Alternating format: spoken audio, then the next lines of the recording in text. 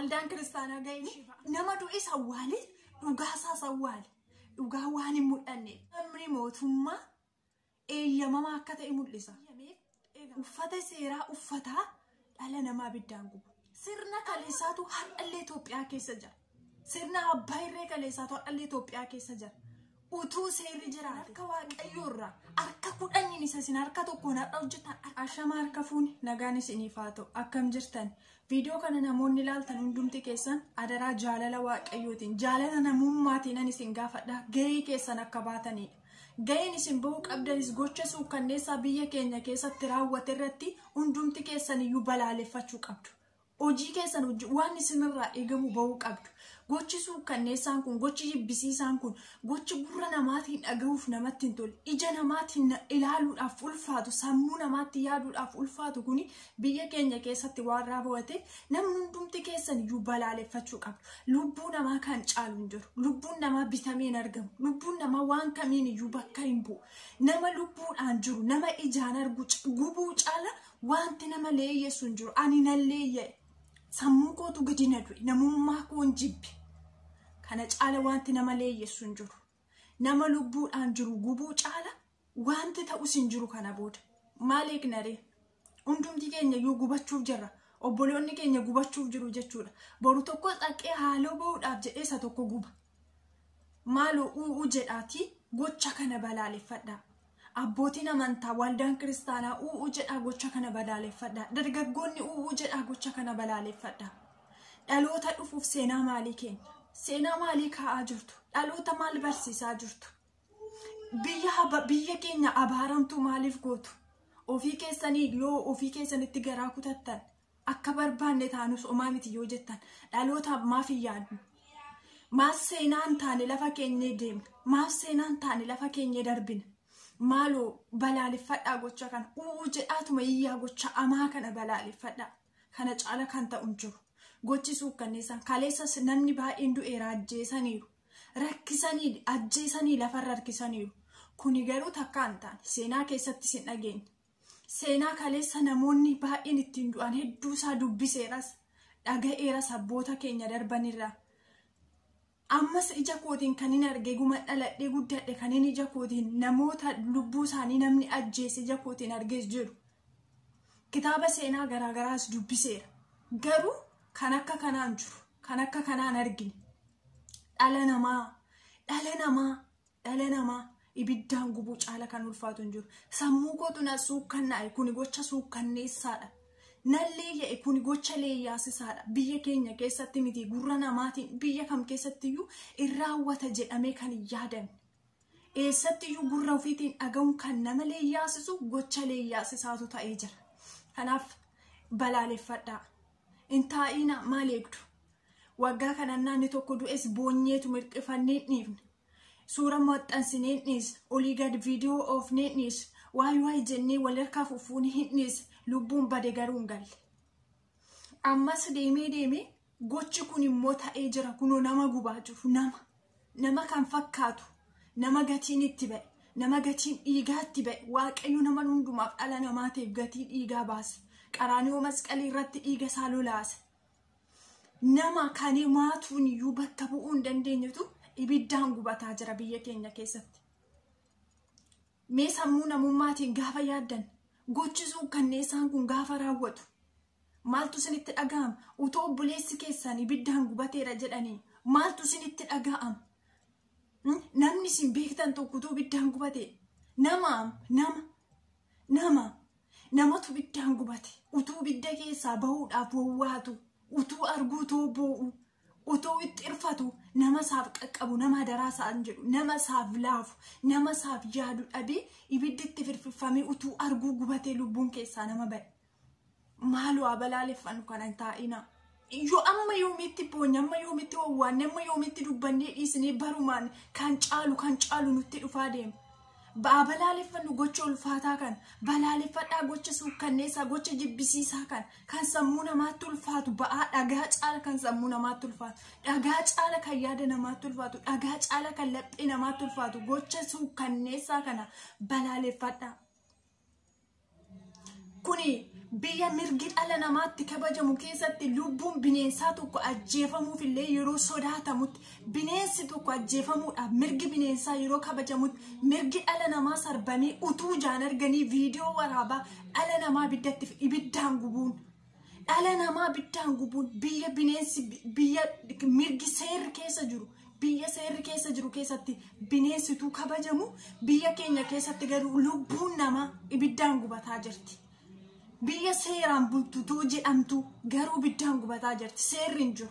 Garuu akka waaqayyottis lubbuun namaa akka arge baduun nama gaafachiisa. Lubbuun namaa gatii qabdi.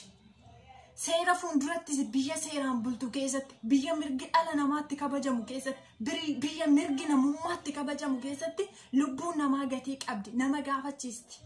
Garuu biyya keenya keessa waaqa sodaachuunis waan hin jirreef seerris waan hin jirreef lubbuun namaa gubachaa jirti. Mee ka abbootiin amantii har'a maaf teessure kaataniin balaaleffattanii dargaggoonni maaf teessure balaaleffattanii gocha kan amma mana keessan ga'u amma naannoo keessan ga'utti callistanii teessu boru gaafa mana keessan ga'e maal gootu boru gaafa obboleessa keessanirra sinirra ga'e maal gootu har'a callistanii yoo teessan abbootiin amantaa waldaan kiristaanaa maal kadhattu yeroon kun yeroo soomaaf sagada namni hundumtuu hordoftoonni amantaa kiristaanaa hundumtuu yerootti soomaaf sagadaan kadhatanidha.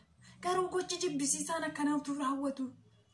Gochi suukkanneessaan akkanaatu raawwatu. Utuuja keessaniin argitanii utuuja keenyaan arginu dargaggoonni gochi kun gaafa raawwatu utuuja keessaniin argitanii utuun balaaleffatiin feesbuukii keessan fuula feesbuukii keessan irratti maxxansitanii callisuun maal gatii qabare.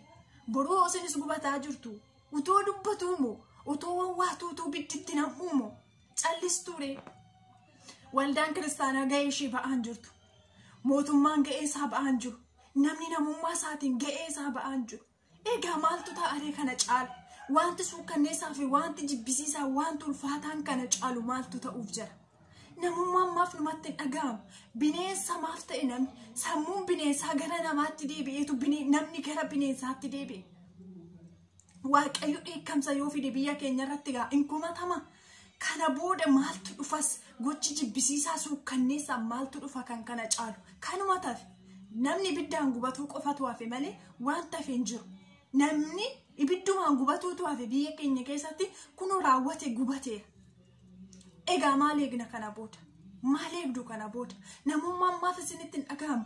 Akka kiristaana tokkottis akka nama tokkottis akka nama dubbii waaqayyoo baratee dubbisee beekuu tokkottis akka immoo nama sammuu namummaa yaadni namummaatti dhaga'amu tokkottis wanti natti dhaga'amu gochi kun balaaleffatamuu qaba. Namni hundumtuu gocha kana balaaleffatuu qaba.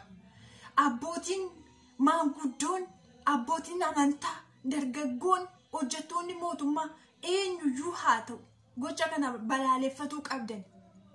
Omaa nuuf hin godhu. Eessayyuu ta'a bosona keessas ta'a iddoo barbaadnis ta'a omaa gatiin qabdan jechuudha. Gocha kana balaaleffattan yoo ta'e gatiin qabdan. Namummaan isinitti hin dhaga'amu yoo ta'e gatiin qabdan. Kiristaanonni gocha kana balaaleffattan yoo taatan gatiin qabdan. Waldaan kiristaanaa gocha kana balaaleffatu kanaaf hin dubbattu yoo taatan abbootiin amantaa gocha kana balaaleffattan kanaaf hin dubbattan yoo taatan gatiin qabdan. Umayyuu hin fayyaddan. Waaqayyo isinis hin gaafata. Boru isa har'a gocha kana raawwate qofa miti isinis hin gaafatamtu. Hundumti keessan hin gaafatamtu. Qaamni seeraas boru fuula waaqayyootti gaafatama. Yoo seeraan gaafatamuutti baate waaqayyoon gaafata.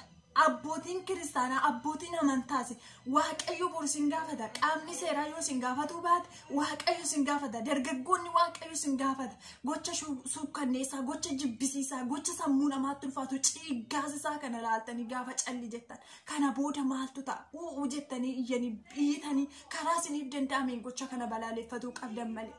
Namni too arguumoo seerri akka hin jirre waan beekuuf namni isa gaafatu akka hin jirre waan beekuuf viidiyoo waraabaa dhala namaa gube. Seerri akka hin jirre waan beekuuf akka gaafatamuun hin jiru biyya keenya keessatti namni nama ajjeese waan hin gaafatamneef namni nama ajjeese ka'ee ofiisaatii deebi'ee mana isaatti nagaa waan jiraatuuf akka barbaadetti hin ajjeese ba'ee galee jiraachuu waan danda'uuf inni tokko du'ee biyyoo ta'e inni ajjeese nagaa waan jiraatu waan beekuuf har'allee itti fufee nama ajjeesaa jira kunoo gubaa jira. Nama meeqa ajjeese ule diimaa baay'ee meeqa ajjeese qulqulloota waan beekne meeqa ajjeese ofiisaati jiraachaa jira miti. Mirgi nama du'ee kan eenyutu kabajame? Dhugaan nama du'ee kan eenyutu ba'ee mul'ate? Ol qabdanii gad qabdanii yoo dubbatanii siyaasa namaan jettu siyaasa keessa galte jettu yoo callisanii karaan callisanii hin jiru. Namni gaafa du'e dhugaasaa dhoksitanii awwaaltanii qaamni seeraa dhugaa nama du'e awwaalee nama du'es awwaalee dhugaasaas awwaale dhugaa waan hin mul'anneef dhugaan nama du'e waan hin mul'anneef har'allee dhala namaa gubaa jirtu. Eenyutu gaafatare? Kan du'e awwaalamee dhugaansaas awwaalameeti kan ajjeese taa'ee nyaata. Kan ajjeese kunuunfama. Kan ajjeese mirga argata. Kan ajjeesetu mirga argata kan du'e miti. Maaliif kana beeknaan iyyuu as gubaa jirtu? Kana beeknaan iyyuu gubaa jirtu kunoo. Egaa kana booda maaltu dhufare? Maaltu ta'are? Waani mootummaan lubbuu dhala namaatiif hin dubbanneef waan mootummaan nama ajjeeseef mirga kennuufi har'allee du'aa jira. Har'allee dhalli namaa biyya keenya keessatti biyya Itoophiyaa kana keessatti lubbuun dhala namaa akka lubbuu bineensaa taate. Akka baala mukaa taate baala mukaa baalli mukaa harcaatee gaafa baddu eenyuyyuu nama hin gaafatu. Akka baala mukaa taate. Wanta mootummaan hin gaafanne waan lubbuun namni lubbuu ajjeese tokko qaama seeraatiin hin gaafatamneefi har'allee ibiddaan gubachaa jirti lubbuun dhala namaa. Maaltu jiraaree kana caala? Egaa kun siyaasa jettu. Meeqaan keessantu amma dhufee siyaasa haasofte jedha. Macaafa qulqulluu keessaa lubbuu dhala namaa badduuf hin dubbatiin kan jedhu hin jiru. Meeqa amantaan keessan maaliin? Kiristaanummaan keessan maaliin? Abbootii amantaa ta'uun keessan maaliin? Qaama seeraa ta'uun keessan maaliin? Biyya keessaniif dhala namaatiif dubbachuun keessan maaliin? Mirga dhala namaa kan hin beekne, mirga namaa kan hin beekne, biyya mirgi namaatti sarbamtu, biyya namummaan itti namarraa faaqamtu biyyattii Itoophiyaa kana keessa qofatti hin arge. Biyya namummaan itti namarraa faaqamtu, biyya namummaan itti namarratti kabaja dhabdu, biyya lubbuun namaatti kabaja dhabdu biyya Itoophiyaatti hin arge. Biyya namaa keessatti iyyuu biyya ormaa keessatti iyyuu utuu waraqaa tokko illee harkaan qabaatiin nagaan ba'ee gala dhalli namaa. Biyya isaatii ba'e garuu biyya ofii keessatti mana ofii keessatti nagaan buluu dadhabe. Seerri waan hin gaafanneef, lubbuun isa du'ee waan kabaja hin qabneef, dhugaan isa du'ee waan awwaalamtuuf har'al ibiddaan gubaa jiru. Baasanii bakkee irratti uffata seeraa immoo uffatanii uffata seeraa uffataniitu lubbuu namaa gubaa jiru. Kun ikkoo qaamni mootummaa eeyyamamaa akka ta'e mul'isa. Egaa waan barbaadan dubbadhaa. Dhugaa gaafa dubbatan silayyuu isin namarratti duultu waan ta'eef qaamni seeraa waan eeyyameef uffata seeraa uffataa dhala namaa ibiddaan gubu. Amma barbaade yoo gocha dogoggoraa hojjete seeraan adabama, seera jala oola malee ibiddaan hin gubatu. Kun seenaa keessa waan hin jiru. Jaarraa 21ffaa keessatti sirni durii kaleessa inni mukatti fannisan nama dogongore nama balleesse tokko mukatti fannisanii ajjeesan har'ammoo jaarraa 21ffaa keessa ibiddaan gubaa jirtu. Ilaala, sirna kaleessaatu har'allee Itoophiyaa keessa jira. Sirna abbaa irree kaleessaatu har'allee Itoophiyaa keessa jira. Utuu seerri jiraate, utuu mirgi dhala namaa kabajame garuu dhala namaa kan fakkaatu uffata seeraa uffatee ibiddaan hin gubu. Viidiyoo waraabaa ibiddaan hin gubu ture. Argitanii? Kuni qaamni mootummaa waan dhimma lubbuu namaa keessaa hin qabneef gochi kun raawwatamaa jira. Namni tokko mirga isaatiif yoo dubbate in ajjeefama, in hatama, ilmoo isaatu qabama, in du'a. Har'a garuu deemee ibiddaan gubamuutti ga'e. Egaa meerri mootummaan biyya bulchu qaamni biyya bulchu eessa jirare?